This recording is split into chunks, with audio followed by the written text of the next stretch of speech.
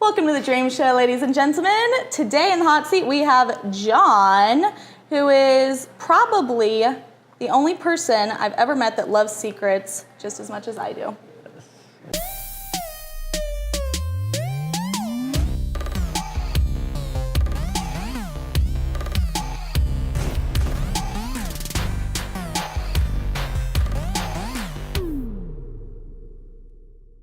Now, John. Yes. Obviously, all of CTC knows why that intro is so appropriate for you. And what I was alluding to was your very unique dream declaration. So before we get into actually how you declared your dream and the trickiness that you had worked into that, go ahead and tell our audience what your dream is. My dream is to basically create a digital space or some sort of platform where I can promote and sell artwork, specifically my artwork through painting and other fine art photography. And your background in art is what? I'm the brand identity designer here at CTC, and yeah, I mean, that's kind of a big question. What is my background in terms of art? I've always been creative. Growing up as a child, both my mom and my sister were painters and art. And I guess, I went to school for graphic design as the kind of the only way to really make money from creativity and artwork. You didn't want to go the artist route, traditional? Yeah, it just seemed like, painter? I mean, there's the whole, starving artist stigma. Yeah. And so I kind of tried to avoid that. And graphic design seemed like a quick way to take my creative abilities and put it into something that, made sense. I was looking, after high school, I was looking at a lot of different career paths, some being theater and directing to video production to photography to graphic design and all sorts of different things. And I don't know why, but graphic design was just one of the ones that stuck. And but through college, taking drawing classes and other kind of art classes, just realized that it goes far beyond the computer for me in a lot of different ways. So choosing to go to school for graphic design is what landed you your job at CTC, enabled you to be a part of TMYD, and then that whole thing came full circle because what you landed on for your dream is that you want to do art for yourself, to reconnect to the creativity that is apart from other people's expectations. So describe a little bit for us the process of being in a workspace and coming to the conclusion that although you're producing art for CTC, what you really want to be getting back to is art for yourself.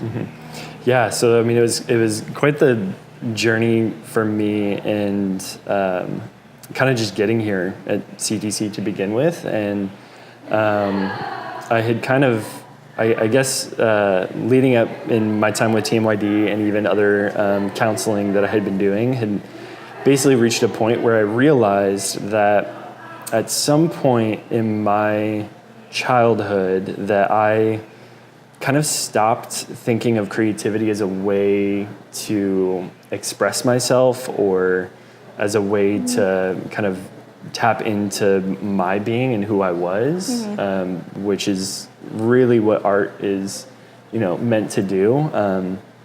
And started using creativity just to get communicate things for other people, for clients, to do designs for other people, things like that as a way to get money. And it was this very logical, very analytical way of tapping into creativity for the sake of communicating an idea on behalf of someone else. And so that became really kind of jarring for me, that kind of realization. And I basically, with my time here in TMYD at CTC, I had gone through all of these different dreams. I'd been in TMYD for almost a year and a half now. and through that process changed my dream multiple times, changed my goals multiple times. At one point wanted to just buy a house because that seemed like the logical, responsible thing to do. Okay. From wanting to start some sort of nonprofit work in design through CTC to just wanting to make money off my photography by selling it. All of these things that were geared towards the expectations or outcomes for other people, for helping other people, for looking good in front of other people, just to create a status or growth for myself. And it wasn't until probably a couple of weeks before I was actually scheduled to share one of my dreams that I had kind of this big realization that I can't remember the last time that I actually just did something just for me. Oh. In general or artistically? Artistically. Okay. And I mean, some of that too, taps into in general, and I think part of that is just being raised in terms of, having to have a successful outcome, having to have a successful appearance in front of people, and then with the onset of social media and all of these different things, it was always, even if I did say that I was going to take time for myself and paint something or do photography, it was always, I bet I can post this or show people this and they'll love it and therefore love me. And so it was really just breaking that off and saying that, no matter what I do, no matter what I produce, no matter if it's for me or for other people, that it's part of me, and what anybody has to say about it doesn't matter, because it's ultimately, I created this for me and I think it's good, and it's not, if somebody thinks it's bad, that's not a reflection of me, like them saying that I'm a bad person, which is what I was kind of connecting things to. But it really came to that, I can now do things for myself and not have to strive for the validation, the recognition, or the growth from other people, but it's something that can just fill me up and not through other people filling me up. So something that we haven't talked about yet that I'm actually super curious about is, first let me say, I love what I'm hearing you say, because I think so many people can relate to having some outlet or some hobby that is so precious to them, and then social pressures make it so that it doesn't feel validated or it doesn't feel incredible until somebody else has said so about that thing. So in my personal experience, that would be writing. Like, I love writing. Let me start a blog so that I can get comments to affirm that I'm a good writer. And that's what I'm hearing you say about your artwork, is it had kind of become like not as valuable to you until you had other people's opinions spoken over it. But your dream is to create a digital platform to sell your art. So how are you going to bridge the gap between creating art for yourself, but then also fulfilling your dream of selling it, which if you're putting it online, that opens up other people's opinions again. Right. Yeah. So I'm sure a lot of people are thinking, wait, that doesn't make sense. It's exactly the opposite of what I'm trying to do.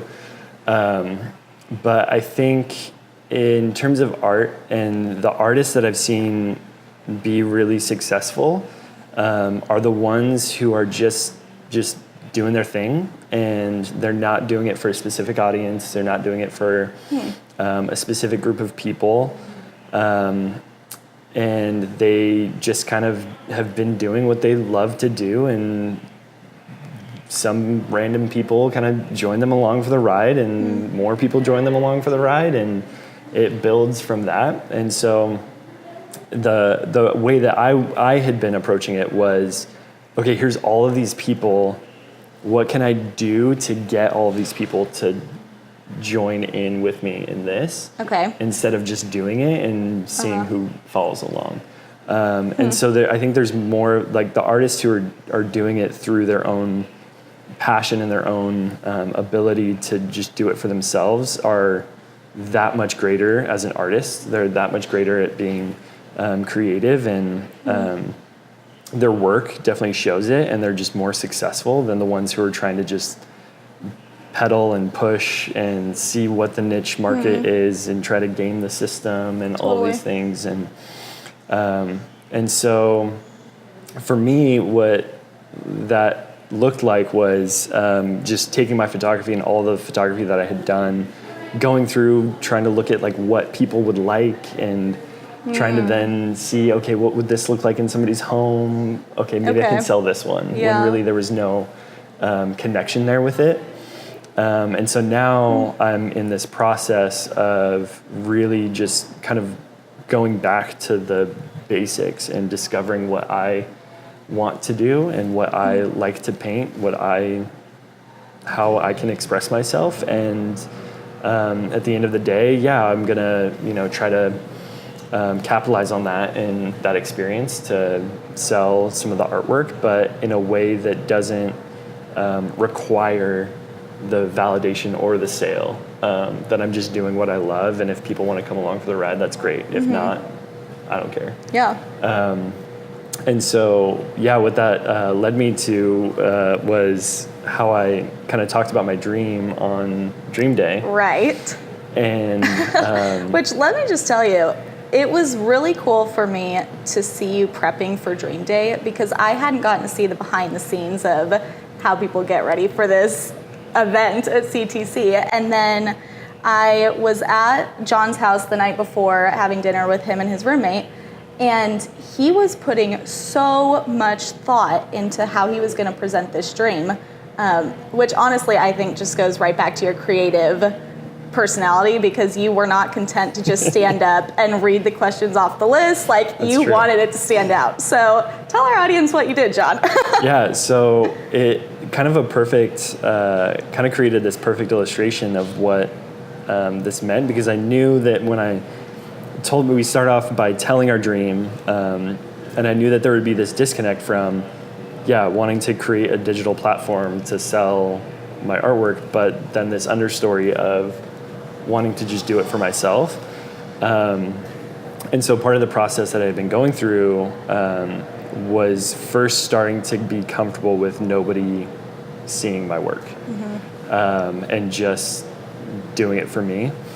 And so I had kind of started that process and probably created one of the first paintings that I had not, posted on social media or showed people or done anything with. And it was really uncomfortable to paint something like that and then not do anything with it. But that was part of the exercise. So that's like a safeguard for you while you're creating it, because if you know you're the only person that's going to see it, it opens up freedom. You might as well just make it what you want it to be. Yeah, exactly.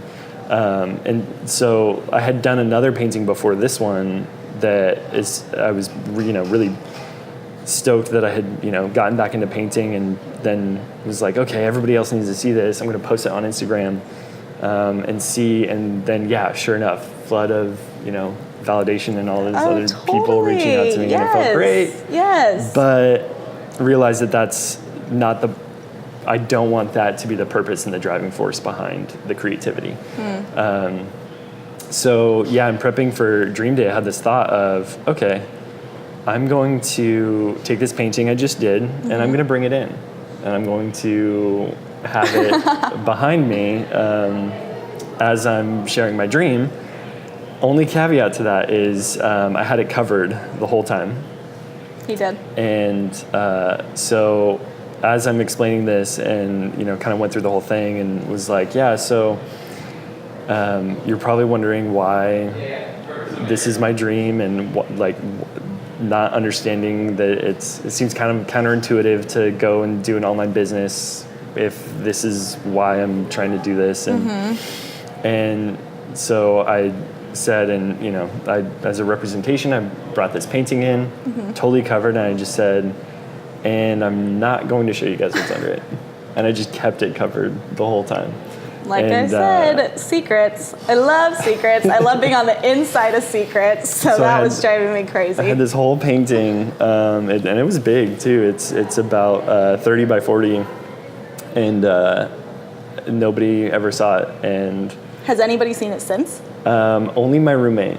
Okay. And I think my best friend when he came over a little while ago. And that's what I told people afterwards, that they kept, coming to me afterwards. They're like, oh, I just want to see what's underneath the painting. And I'm like, no, I'm not going to show you. But I was telling people, if you want to come see it, just come over for dinner. It's now hanging in my room. And yeah, there you go. I'm not going to drag you in there to show you it, but... So you liked it enough to put it in your room?